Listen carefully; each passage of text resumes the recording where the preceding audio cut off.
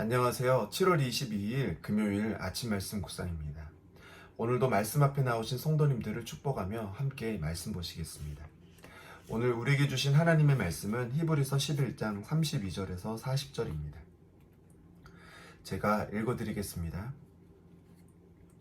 내가 무슨 말을 더하리요? 기드온, 바락, 삼손, 입다, 다윗 및 사무엘과 선지자들의 일을 말하려면 내게 시간이 부족하리로다.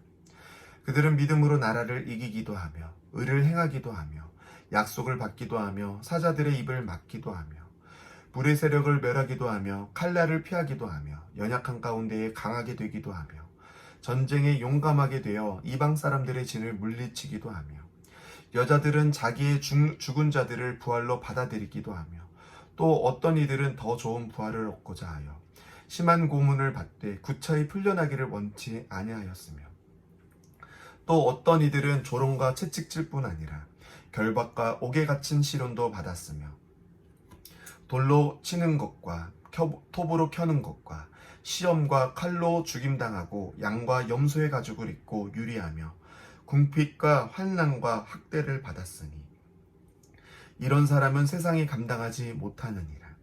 그들이 광야와 산과 동굴과 토굴에 유리하였느니라. 이 사람들은 다 믿음으로 말미암아 증거를 받았으나 약속된 것을 받지 못하였으니 이는 하나님이 우리를 위하여 더 좋은 것을 예비하셨은즉 우리가 아니면 그들로 온전함을 이루지 못하게 하려 하심이라. 아멘. 오늘 본문은 믿음의 장 마지막 부분입니다. 오늘 본문은 내가 무슨 말을 더하리요로 시작하며 앞에서 말한 믿음의 선조들 외에도 많은 믿음의 사람들이 있었음을 이야기해주고 있습니다. 기드온, 바락, 삼손, 입다, 다윗 및 사무엘과 선지자들, 이들을 통해서 이야기해주고 싶으신 것도 이전과 동일하다고 합니다. 하나님께서는 자신을 배반하고 사망의 운명에 자초한 인류를 외면하지 않으시고 간섭해 오셨습니다. 사사시대에 이스라엘이 하나님을 외면하고 파멸의 길을 갈 때 하나님은 그들을 그냥 놔두시지 않고 간섭하셔서 사사를 보내어 구원하셨습니다. 다윗 왕의 시대에 사무엘을 허락하신 것도 하나님께서 우리를 절대 포기하지 않으시고 창조의 목적을 이루기 위해 지금도 개입하고 계신다는 뜻입니다. 그리고 결국 하나님은 이 땅에 예수님까지 보내주십니다. 하나님이 인간을 창조하셨을 때 가지셨던 원래 목적, 즉 우리가 기꺼이 하나님을 즐거워하여 선택하고 하나님께 기꺼이 순종하는 책임 있는 피조물로 살도록 하기 위해 개입하고 일하셨음을 그렇게 예수님이 증언하신 겁니다. 이것을 그들의 인생 속에 알았던 믿음의 사람들의 삶이 33절부터 나옵니다. 여기에 나오는 믿음의 사람들의 간증은 참 멋지기도 하지만 때로는 두렵기도 한 고백들입니다. 33절부터 나오는 나라를 이기기도 하며 의를 행하기도 하며 약속을 받기도 하며 사자들의 입을 막기도 하며 불의의 세력을 멸하기도 하며 칼날을 피하기도 하며 연약한 가운데에 강하게 되기도 하며 이거는 믿음의 길을 가는 우리에게도 이런 능력이 있었으면 좋겠다 하는 마음을 가지게 합니다. 그러나 35절부터 나오는 말씀은 믿음의 길을 가는 것이 두렵게 만드는 말씀입니다. 35절부터는 이렇게 나옵니다. 여자들은 자기의 죽은 자들을 부활로 받아들이기도 하며 또 어떤 이들은 더 좋은 부활을 얻고자 하여 심한 고문을 받되 구차히 풀려나기를 원하지 아니하였으며 또 어떤 이들은 조롱과 채찍질 뿐 아니라 결박과 옥에 갇히는 시련도 받았으며 돌로 치는 것과 톱으로 켜는 것과 시험과 칼로 죽임을 당하고 양과 염소의 가죽을 입고 유리하며 궁핍과 환난과 학대를 받았으니 이런 사람은 세상이 감당하지 못하느니라. 그들이 광야와 산과 동굴과 토굴에 유리하였느니라. 이런 길을 가야 한다고 하며 정말 두려움에 머뭇거릴 것만 같습니다. 저도 이 말씀이 정말 무겁게 다가왔던 적이 있습니다. 그런데 믿음의 사람들이 이 길을 처음부터 갈 수 있었던 게 아니라는 사실을 우리는 기억해야 합니다. 믿음의 길을 따라감으로 하나님을 알았기 때문에 하나님께서 언제든 새로운 창조로 우리의 인생의 역사심을 알았기 때문에 그들이 갈 수 있었습니다.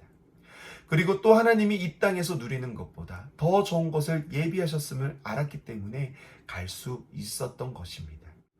고린도전서 10장 13절에 이렇게 나옵니다. 사람이 감당할 시험 밖에는 너희가 당한 것이 없나니 오직 하나님은 미쁘사 너희가 감당치 못할 시험 당함을 허락지 아니하시고 시험 당할 즈음 또한 피할 길을 내사 너희로 능히 감당하게 하시느니라.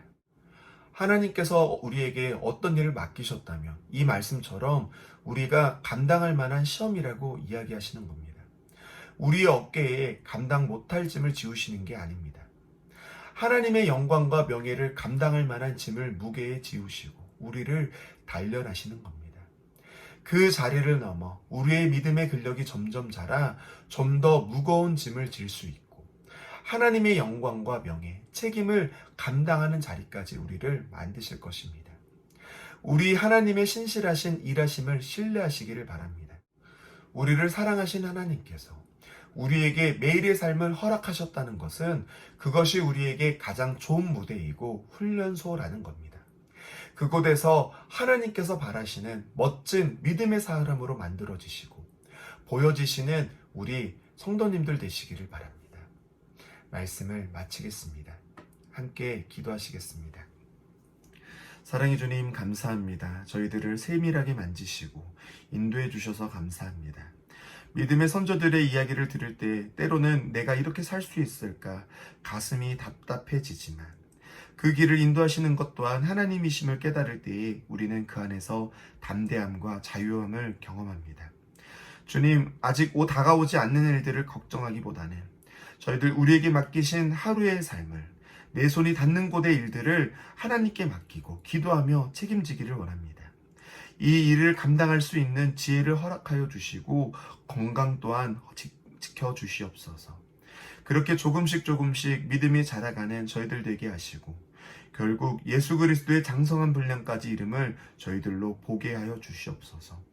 언제나 우리를 사랑의 눈으로 살피시는 하나님께 늘 감사를 올려드리오며 이 모든 기도 사랑과 은혜가 많으신 예수님의 이름으로 기도 올려드립니다.